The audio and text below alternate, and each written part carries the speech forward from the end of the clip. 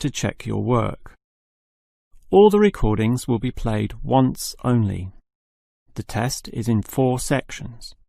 At the end of the test, you will be given 10 minutes to transfer your answers to an answer sheet. Now turn to Section 1.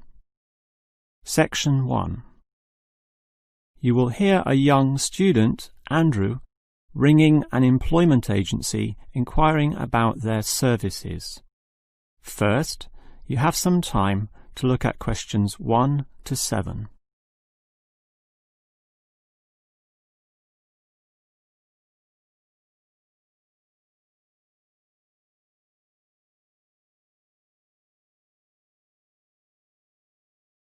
You will see that there is an example that has been done for you.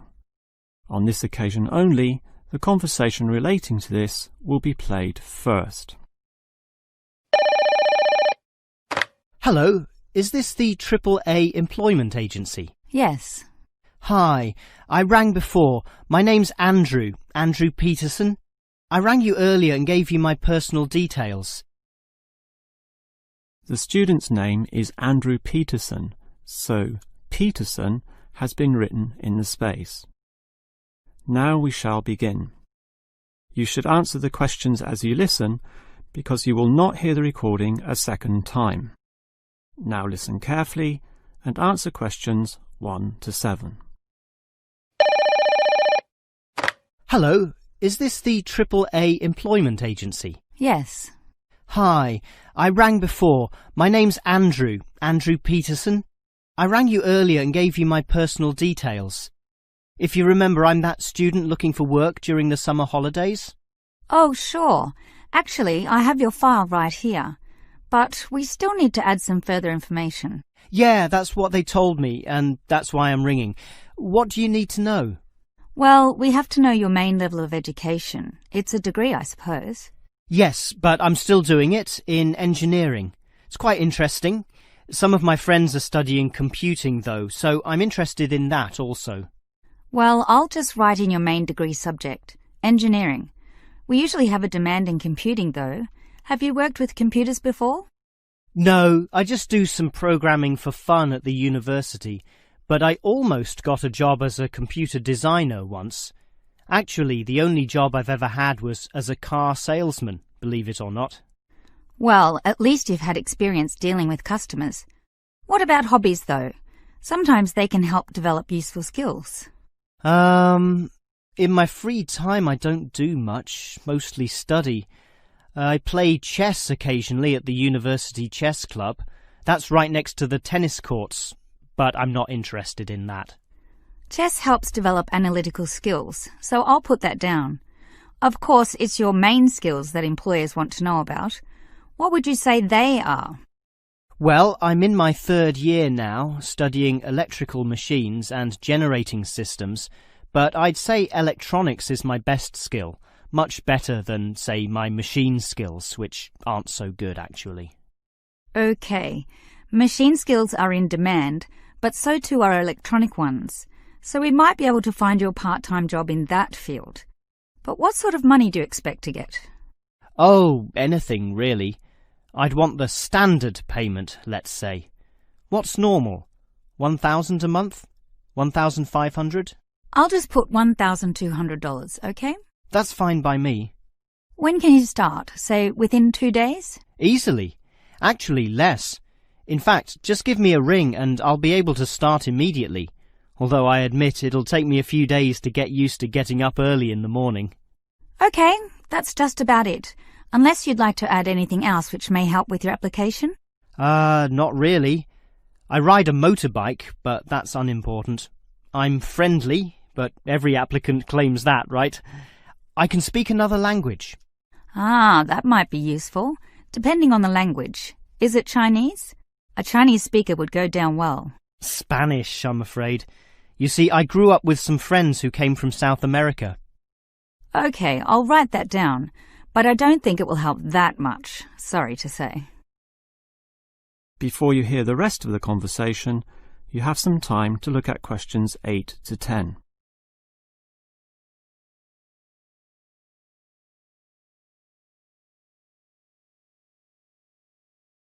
Now listen and answer questions 8 to 10. Well, thanks for your help, and hopefully I'll get a job soon. But can I just ask one more question? Sure. What basically are employers looking for when they interview someone? Oh, many things. Being hardworking, diligent, and focused on your job is good.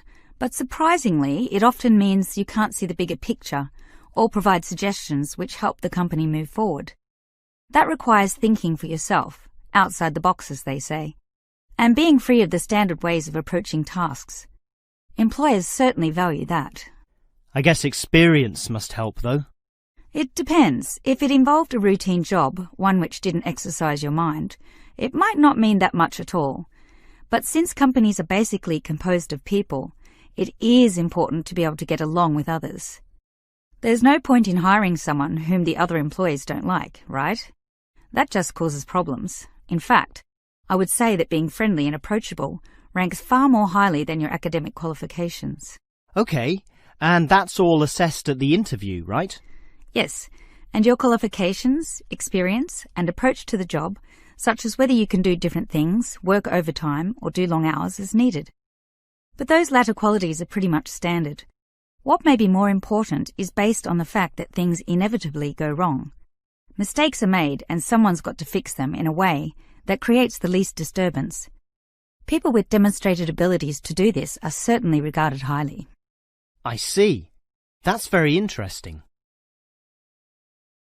That is the end of section 1. You now have half a minute to check your answers.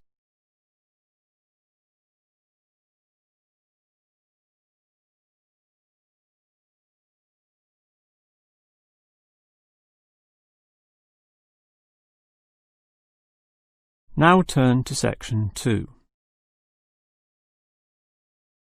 Section 2. You will hear the manager of the fitness centre giving information about the centre to some new customers. First, you have some time to look at questions 11 to 15.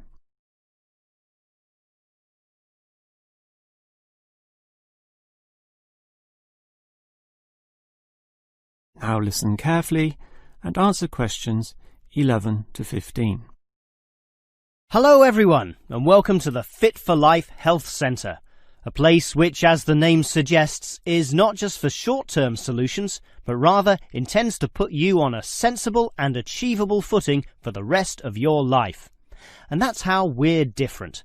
For example, we could immediately put you on a harsh exercise program, expecting you to work out every day, but such a plan would see you quickly lose interest. That's why the initial step is a 1.5 hour consultation in which your lifestyle, current situation, and long-term goals are all thoroughly analysed. Now, an important part of this consultation involves analysing what you eat. There's no point exercising here and losing weight, then putting it all back on later. You will need to show self-control and discipline in your diet, and we'll work on that. Similarly, we'll put you on an exercise regime suitable for your level of fitness. So that will involve a test where we will take you through some activities, then measure your heart rate and blood pressure to determine how fit you are. This will be monitored during every subsequent consultation, along with your exercise schedule, and that occurs monthly and not half-yearly, as with many other centres. As to our actual exercise machines and programs, you will have to decide whether it is muscle mass, stamina, or general fitness that you want to develop. Think about which of these 3 you want to target, and we'll design a specific program for you. But remember, bulging muscles aren't necessarily suitable for everyone. Sometimes it's better to think in terms of 2 simple concepts: muscle definition and stamina, or, if you are female, being fit and healthy, in both mind and body. Before you hear the rest of the talk, you have some time to look at questions 16 to 20.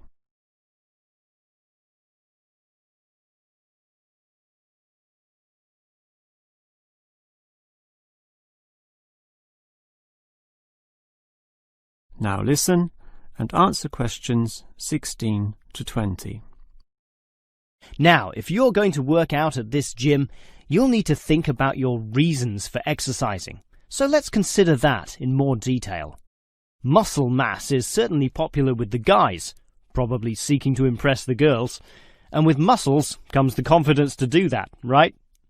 Well, for that, you'll need our high-stress weight units, where pumping iron is all the rage. Moving on to other benefits, one of the main ones is beating the tension of life, right? And the longer the exercise is, the greater the rewards in this respect. Thus, playing squash can certainly help, and so can swimming.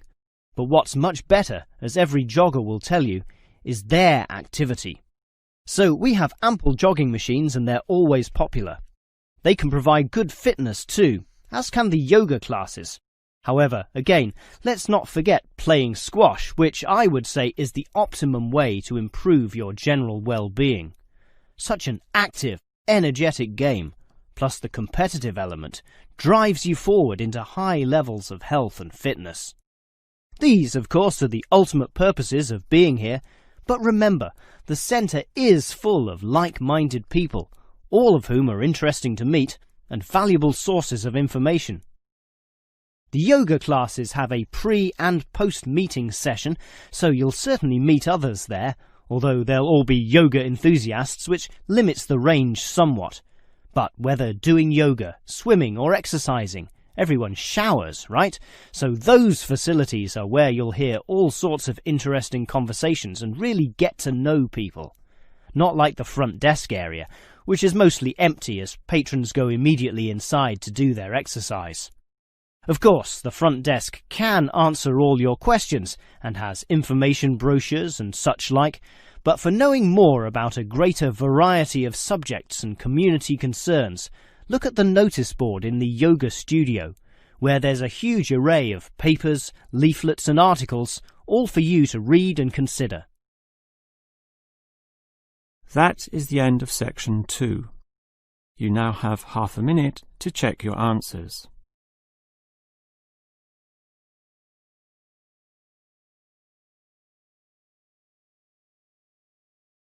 Now turn to section 3. Section 3. You will hear 2 faculty directors talking about which person in their university to promote. First, you have some time to look at questions 21 to 25.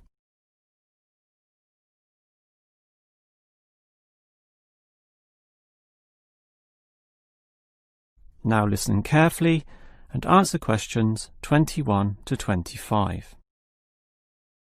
OK, we've got to decide who to promote to leading education officer.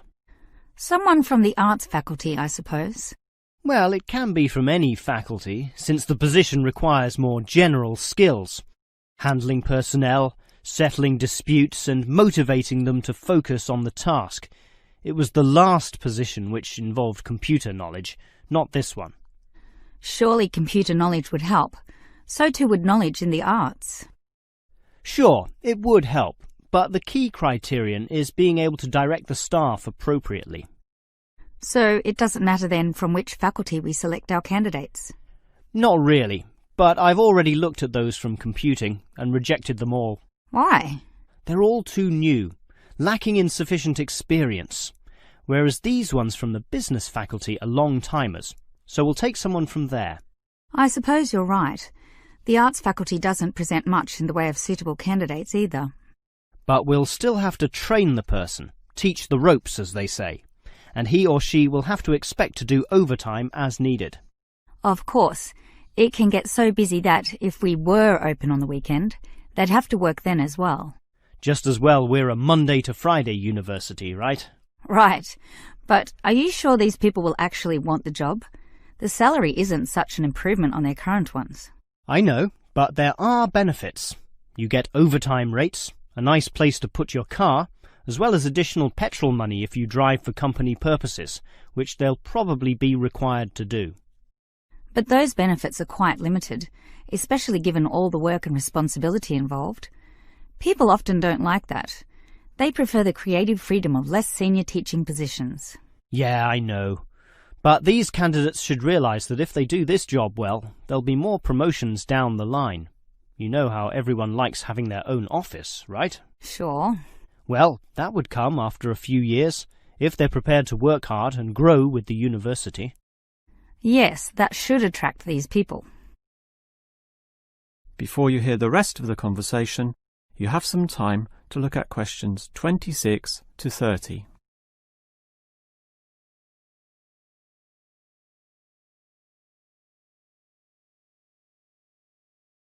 Now listen and answer questions 26 to 30. Well, that's enough talk about the job. What about the actual candidates? How many do we have? I've narrowed it down to 4. Just using their first names, that's Stephen, Abdul, Lek and Oscar. As you said, there's quite a bit of experience between them, about 34 years in all. What's the exact breakdown of figures? Abdul and Stephen both have 7 years. Lek has 1 more, and Oscar is the most experienced at 12. But who's the most qualified? Stephen and Abdul have an MBA. Oh, sorry, Abdul's got something called a MBP, some foreign thing which translates as Master of Business Practice. I'm not sure what that is, but does he do the job well? Very well, apparently. Better than Lek and Oscar, who hold a degree and some certificates respectively. But we have to think about any drawbacks. You know, possible issues with any of them. I asked the respective deans for feedback, and I found out that Stephen, the younger one, drinks a bit. So he has a problem with alcohol? No, he never drinks to excess, but at the bar he's often expressed his intention of moving on, of teaching abroad. Ah, he's not stable. Not stable at all, apparently. We'll never know for how long he'll hold the job. We need stable personnel, and people without family problems or sick relatives like the last guy we promoted. What about Abdul, then? Will he do? He might do, except his English language ability is limited. It's functional, but a bit broken, and meaning is sometimes lost. That's not the problem with the next candidate, Lek, who has good language ability, but this job involves handling people, and his dean says Lek's attitude is bad. In what way? His manners are okay, and he's interested in his job, but he believes there should always be adequate leisure in life. He definitely won't work overtime and complains a lot already about his job. But this last candidate, Oscar, is probably not the right one either. Why not? Not another problem with language. His first language isn't English, but he speaks it well enough. He's stable with a good attitude, but his age is the problem. Age is not a problem. That would be ageism, and I don't believe in that. But with his age comes health problems as well, and serious ones at that. Oh, that might be an issue then. That is the end of section 3. You now have half a minute to check your answers.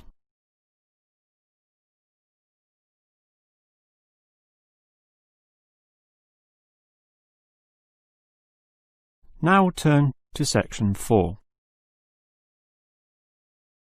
Section 4. You will hear a lecturer talking about caves. First, you have some time to look at questions 31 to 33.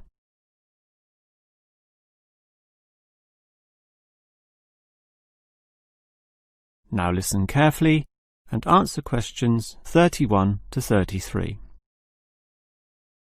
If there is one natural feature which has long fascinated man, it is caves, those natural underground spaces into which people can enter. No known cave in the world can exist without it being extensively explored. Whether it be in remote areas, such as the Clearwater Cave in Borneo, or immensely long and difficult, such as Mammoth Cave in America. Or perhaps the most challenging, those caves below the water table, full with water, in which case the exploration is known as cave diving. Whatever the case, if the caves are known, as complex and difficult as they usually are, they will be explored. The formal name for the study of caves is speleology, and involves many disciplines such as chemistry, geology, biology, and cartography, or the science of making accurate maps. since the largest caves can be hundreds of kilometres long and highly complicated. If the exploration is just for fun, the activity is known as caving. But with the difficulties and dangers involved, the average caver is often involved with one of these speleological sciences. As for the number of caves in the world, research suggests that only a fraction have been found and documented, mostly in the areas in which caving has long been a popular activity, such as in America, France, or Australia. China, for example, has huge areas of limestone bedrock, prime material for cave formation, and logically must contain among the largest number of caves in the world. Yet only few are documented due to the lack of interest in caving there. Thus, as exploration continues, new caves will be discovered, and it is likely that the numbers could radically change in the future. Before you hear the rest of the lecture, you have some time to look at questions 34 to 40.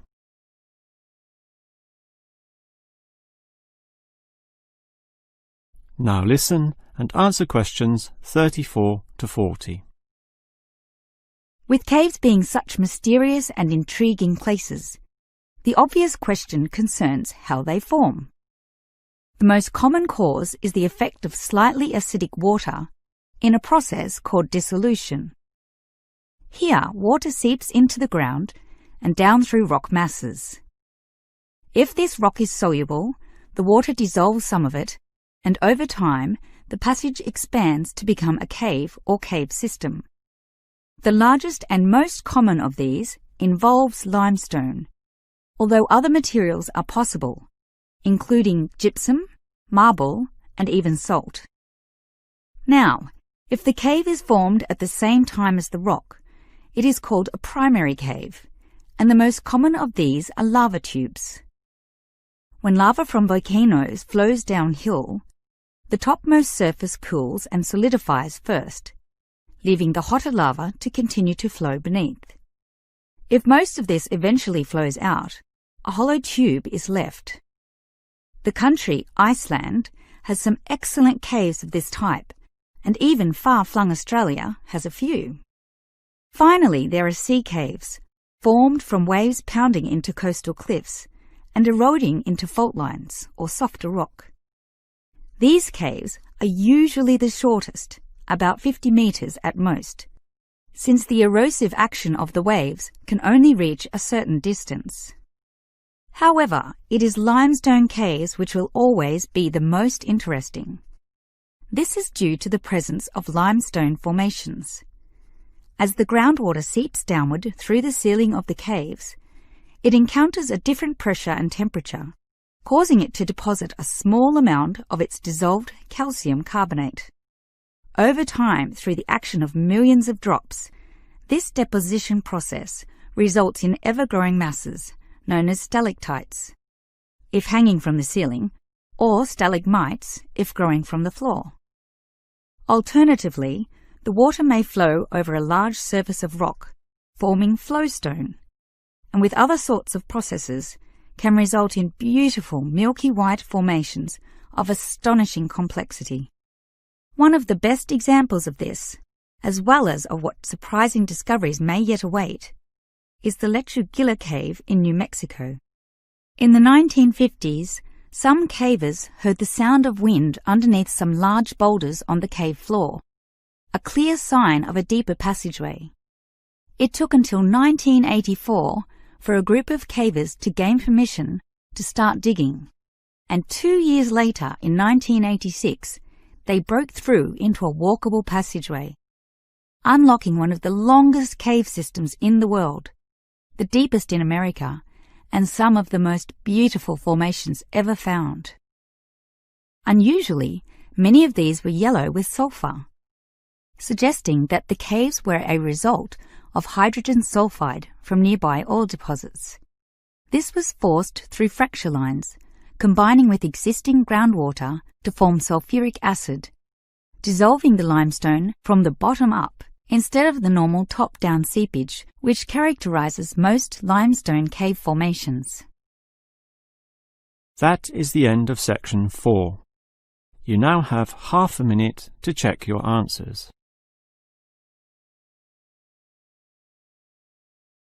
That is the end of the listening test. In the real IELTS test, you would now have 10 minutes to transfer your answers to the answer sheet.